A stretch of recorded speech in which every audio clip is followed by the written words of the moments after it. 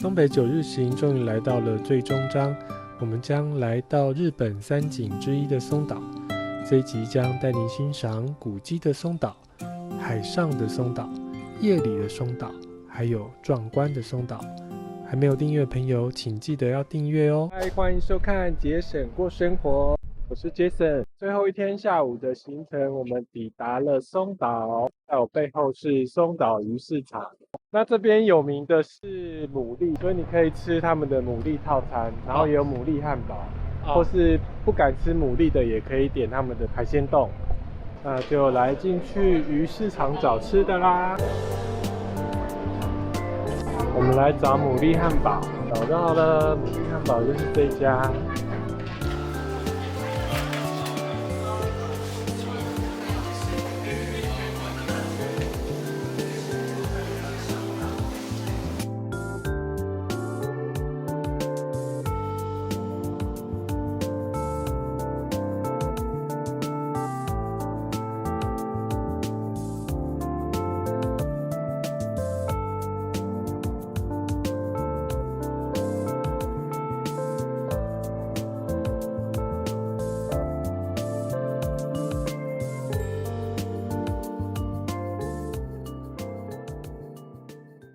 吃饱饭后，我们要来去松岛海岸走走。那这边有一个不用钱的停车场，它名字叫做町营无料驻车场。那从这个停车场走到松岛海岸，大概只要5分钟。走到了松岛海岸的一个广场公园，这个公园非常的大，它就在海边。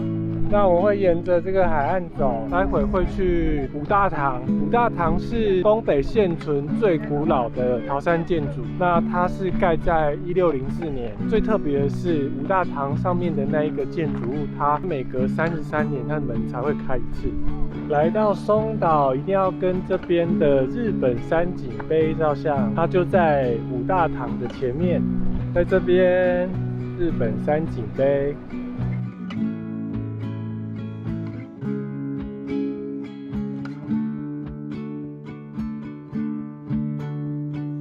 这边就是五大堂的入口。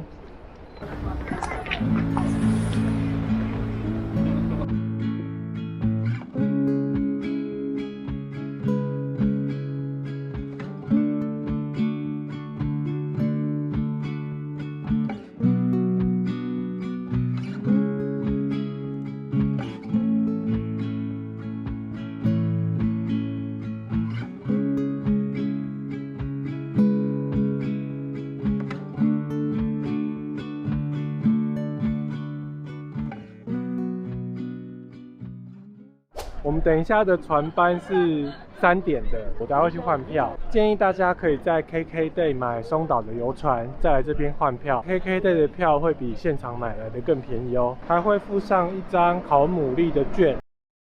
那我现在就要来去换烤牡蛎啦。来，哇，很鲜，这个送的比我们买的好吃。才是我们要坐的船，玩文松岛。1楼跟2楼是不用再加钱的，3楼还要再额外加1400日元。它有吧台区哎，这前面还有位置。那我们坐这里，这边有位置。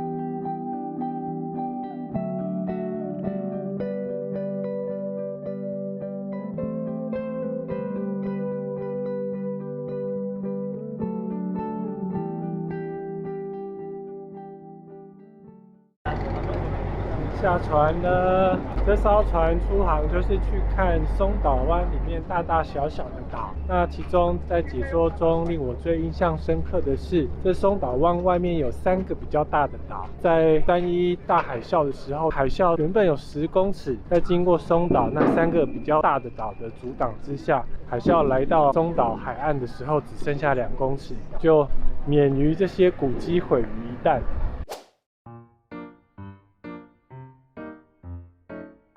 到了一家可以自助烤鱼饼的店，它就是在这边买一个生的鱼饼，然后旁边有一个烤台，然后再去那边烤。已经买到了，然后就来这边的烤台去烤。它这边有写烤的方式，就是要放里面一点，不要放太外面，不然会烤不熟。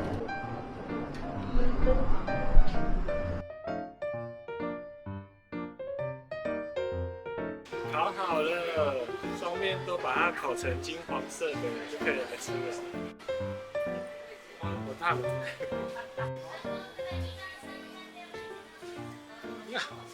超多烟。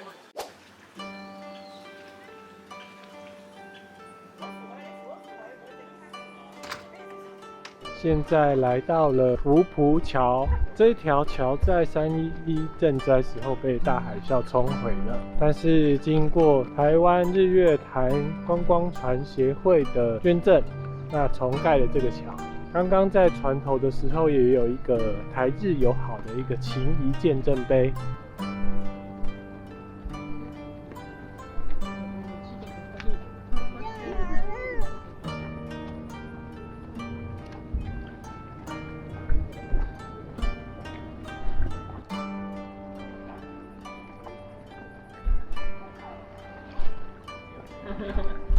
走过桥之后，这个岛其实还蛮大的。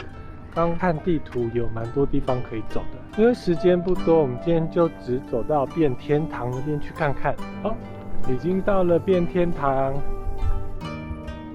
这个神社就是变天堂。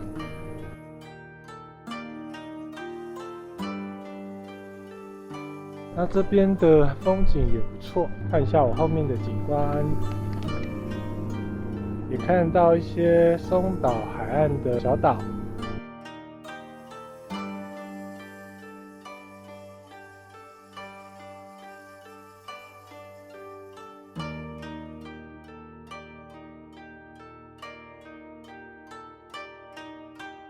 这边拍松岛的福浦桥好漂亮哦，而且现在刚好又点灯了，超漂亮的。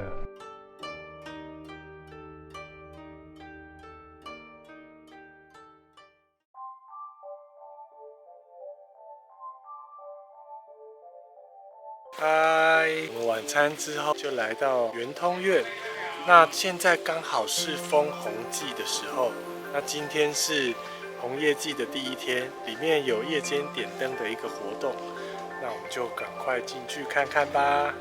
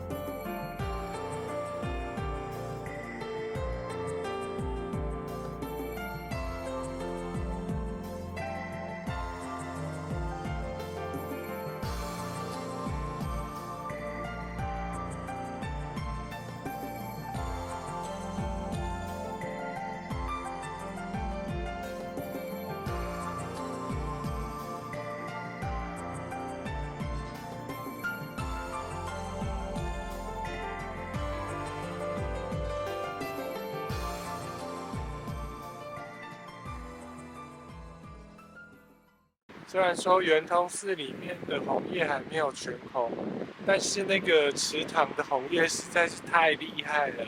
整个池塘在没有风吹的情况之下，跟镜子一模一样，上下倒影，整个把红叶映射得非常的美。我觉得为了那个侄子是非常值得进去看一眼的。那今天的行程就到这边，我们明天会再去松岛4大关的壮观。那明天早上见喽，大家早安！现在要来去本趟行程最后一个景点大高升观景台看风景。那这个是松岛4大关之一的壮观，听说上面会有360度的一个风景可以看哦。那我们昨天住的饭店呢，在松岛湾里面，非常的便宜，大家在 Booking.com 就可以找到。它的名字叫做松岛乡村，日式的房间，非常的有气氛。记得一个人好像只要1000出头而已。那现在就来到了登山步道的入口了，这边有写松岛4大关的大高升山顶展望台，只有700公尺，那大概走15分就可以到了。那我们就出发咯。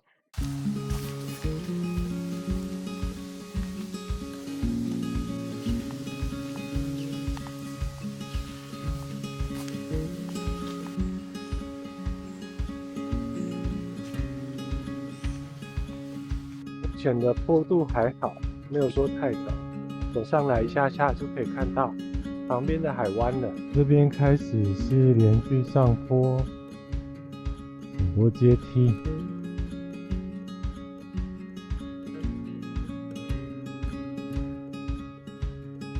最后的路段比较艰辛，但没有很长，撑一下就过去了。快到了，最后100公尺。松岛4大关的壮观，好美哦，很值得一来耶。这边可以看到仙台市，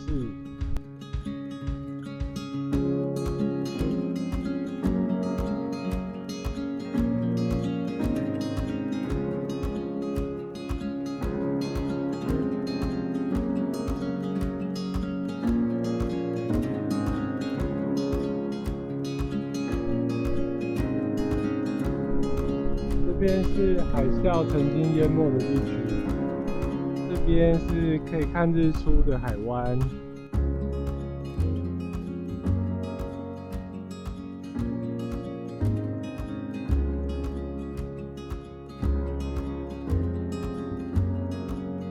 那我们大高升步道就走到这边，是不是真的非常壮观呢？那我们这一次东北9天的旅行也在这边画下了句点。